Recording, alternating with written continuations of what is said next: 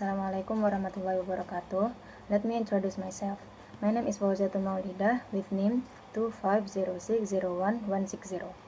Here I will present briefly about the three bodies of knowledge that I work on with the object of tempe production. In the discussion of the body of knowledge engineering economy, production costs for tempe are divided into two, namely fixed cost and variable cost.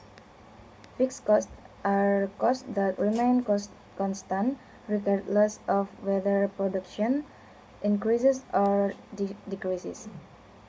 Examples include production, seed, rain, water, and depreciation of production equipment such as milling machines, steamers, and fermentation racks.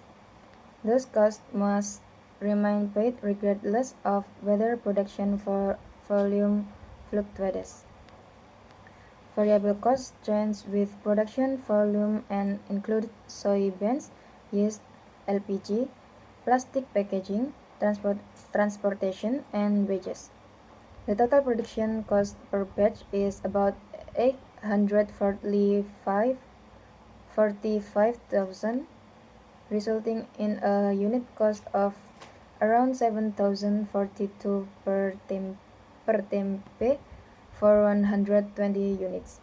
Using the straight line method, annual depreciation is 490,000 for the soybean milling machine and 56,000 for the cast stove.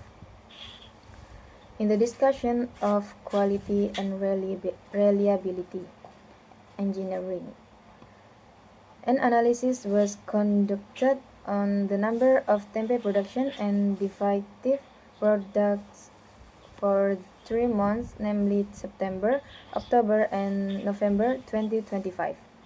In September, the highest defect percent reached 7.5%, while the lowest was 0.84%. In October, the defect percentage tended to be more controlled, with the highest value being 6.61% and the lowest being 1.77%. In November, the lowest defect percentage was 0.93%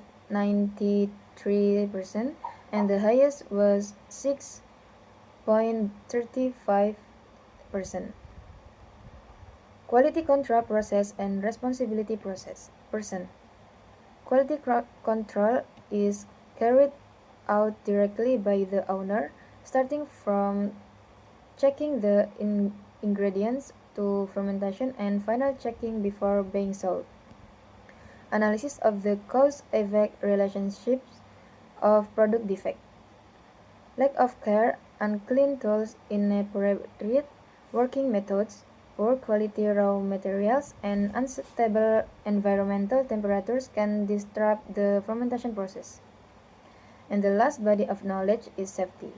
During the production process, the owner had not used personal protective equipment or PPE and had not provided a first aid kit. The implementation of K3 has not been carried out in writing and is not structured, such as the absence of SOPs, K3 training, or emergency procedures. The production environment is relatively clean and tidy. Trash is deposited regularly, floors are smooth, and tools and materials are neatly arranged, facilitating the production process limit space. That's all from me. Thank you for your attention and sorry if there are any mistakes. Wassalamualaikum warahmatullahi wabarakatuh.